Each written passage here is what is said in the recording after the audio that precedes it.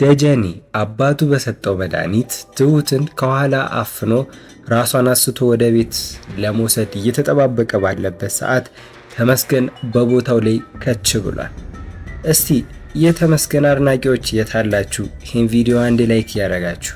ታዲያ ደጀኔ ሳይታወቀው እዚህ ጋር ራሱ ላይ ሌላ መዘዝ እያመጣ ይመስላል ማለት ነው።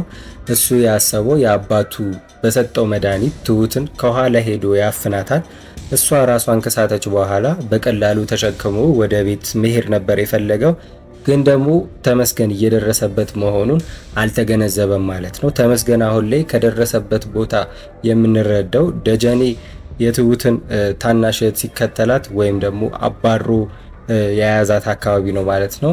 ያ ማለት አሁን ላይ ደጀኔ ትሁትን ቆሞ የሚጠብቃት አካባቢ ነውና ትሁትን ከኋላ ደጀኔ ሲይዛት ወይም ደግሞ የያዘው መድኃኒት አፍንጫዋ ላይ ሲይዝ ትሁት የሆነ ድምጽ ማሰማቱ አይቀርምና ያኔ ደግሞ ተመስገን ሮጦ መጥቶ ደጀኔን እርምጃ እንደሚወስድ እንግዲህ ግልጽ የሆነ ነገር ነው ማለት ነው። እሱ እዚህ ጋር ትሁት እንደማትፈልገው ብትነግረውም ሌላ ሴት ፈልጎ ማግባት እየቻለ እንዴት ትንቀኛለች፣ እንዴት አታገባኝም በሚል ነው አሁን ላይ ሽማግሌ ከመላኩ በፊት በትሁት አባት ፈቃድ ትሁትን ለመጥለፍ የተነሳሳው ማለት ነው። ምናልባት እዚህ ጋር ይታወቅን ተመስገን ደና አድርጎ ይቀጠቅጠዋል ወይም ደግሞ ይጎዳዋል ማለት ነው። ትሁት እዛ ስላለች ከዛ የባሰ እሱን ከመምታት የበለጠ ሌላ ጉዳት ያደርስበታል ብለን አንጠብቅም ማለት ነው። ለምን ከተባለ እዛ ጋር ደጀኔ ላይ የከፋ ጉዳት ካደረሰ ተመስገን በሕግ መጠየቁ ስለማይቀር ትሁት ደግሞ ያ ነገር እንዲሆን ስለማትፈልግ አሁን ላይ ያደርጋሉ ብለን የምናስበው ደጀኔን እዛው ጋር የሆነ ነገር አድርጎ ወይም መጥቶት ትሁት ከተመስገን ጋር ወደ ከተማ ትመልሳለች ማለት ነው። ሌላው ነገር ደግሞ የትሁት አባት ትሁት ላይ ድራማ መስራቱ ራሱ በጣም እንደሚያሳዝናትና ምናልባትም ተመስገንን ሽማግሌ ላክ የሚለውን ነገር እንዲያቆም ልታደርገው ትችላለች ማለት ነው። ለምን ከተባለ አባቷ እዛ ጋር አታሏት ነበረ። እህትሽ እዛ ማዶ ነው ያለችው፣ ሂጅና እሷንም ስራ ግዣት በሚል ደጀኔ እንዲጠልፋት ሲያመቻችለት የነበረው ማለት ነው። ትሁት ደግሞ ይሄንን ነገር ስትገነዘባለች። ተመስገንም ይነግራታል፣ ይሄን ነገር የሆነው በአባትሽ ድራማ ነው፣ እኔ ተደውሎ ነው የተነገረኝ የሚለውን ነገር ይህንን ነገር እንደሰማና እንዴት እንደመጣ ሁሉንም ታሪክ ለትሁት ከነገራት ምናልባትም ትሁት ከዚህም በኋላ አባቷን ላታይ ትችላለች ማለት ነው። ወይም ደግሞ አባቴ ብላ ወደዚህ ወደ ገጠር ላትመጣ ትችላለች ማለት ነው። ሌላው ነገር ደግሞ የትሁት ታናሽ እህት ራሱ አባቷን ስለምትወደው እሱ እኔ አባቴ በእኔ ማዘን የለበትም በሚል ነበረ እሷ ሳትፈልግ በዚህ እድሜዋ ቀጣይ ዓመት ታገቢያለሽ፣ የምታገቢው ባል እኔ መርጬልሻለሁ የሚለውን ነገር ቢነግራትም አባቷ በእሷ ከሚያዝን በሚል ነበረ የጋብቻውን ጥያቄ የተቀበለችው ማለት ነው። አሁን ደግሞ እሱ ትሁት ላይ ያደረገውን ነገር አይታለች እና ምናልባት አይታወቅም የትሁት ታናሽ እህትም አባቷን ጥላ ልትጠፋ ትችላለች ማለት ነው። ለምን ከተባለ አሁን ላይ ደጀኔ ተመስገን ደጀኔን ደብድቦት ተመስገን ትሁትን ደግሞ ወደ ከተማ ይዞ ከሄደ ምናልባትም አይታወቅም የትሁትን ታናሽ እህት ለደጀኔ ሊሰጣት ይችላል ማለት ነው።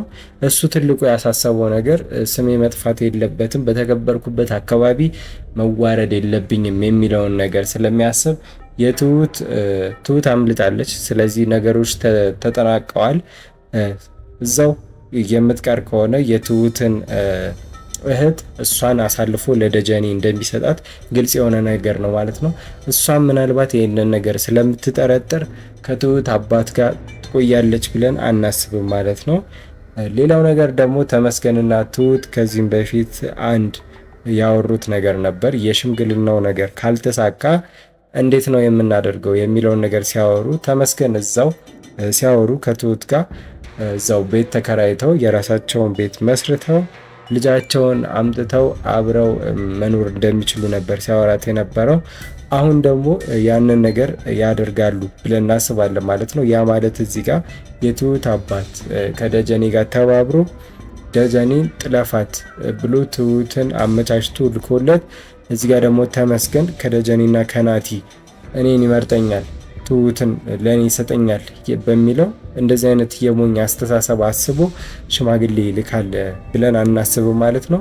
እሱ እንኳን ሽማግሌ ቢልክ ራሱ የትሁት አባት ለሱ እንደማይፈቅድ አሳምረን ማወቅ እንችላለን። እናም ደግሞ የደጀኔ ሽማግሌ ተቀብሎ ለደጀኔ እንደሚሰጣት ስለሚያውቅ ከዚህ ሁሉ ነገር በኋላ ተመስገን ሽማግሌ መላክ የሚለውን ነገር ይሰርዛል ማለት ነው።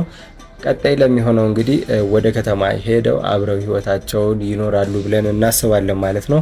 ያ ማለት ከዚህም በኋላ ናቲ ራሱ ከጨዋታው ይወጣል ማለት ነው። እዚህ ጋር ተመስገንና ትሁት በራሳቸው ፍቃድ አንድ ላይ መኖር ጀምረው እሱ ደግሞ በዚህ ጋር ሽማግሌ ልካለው እንዴት ሽማግሌ ሳይላክ እንደዚህ ታደርጋለህ በሚለው እንደዚህ አይነት ነገር ውስጥ ከገባ እሱም ሌላ ነገር ሊከተለው ስለሚችል እሱ ማድረግ ያለበት በቀጥታ ከዛ ቤት መሄድ ነው ያለበት ማለት ነው።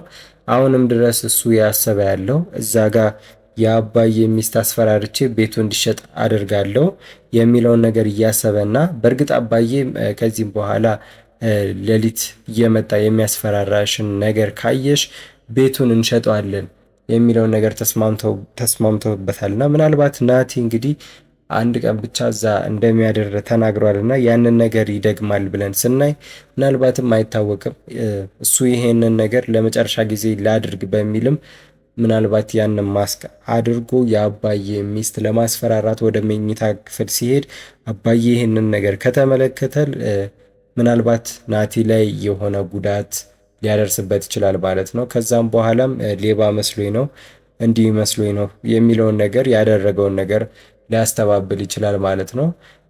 ያ ማለት ይሄን ነገር ልንገምት የቻልነው አባዬ እዛ ጋር ለሚስቱ ቃል ከገባላት ንግግር ተነስተን ነው ማለት ነው።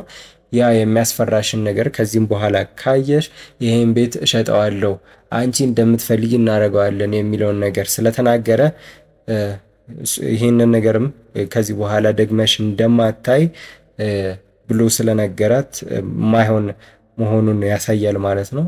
እሷ መኝታ ክፍል የምትተኛ ከሆነ እሷ ናቲ እሷን ለማስፈራራት እሷ መኝታ የሚመጣ ከሆነ ናቲን አስቆመዋለሁ ወይም እመተዋለሁ የሚለውን ነገር አስበው ሊሆን ይችላል ማለት ነው። ግን ደግሞ አንድ እርግጠኛ የሆነበት ነገር ቢኖር ከዚህም በኋላ ያ ናቲ ማስክ አድርጎ የሚመጣውን ነገር እንደማይከሰትና እሷን ሴት አይቻለሁ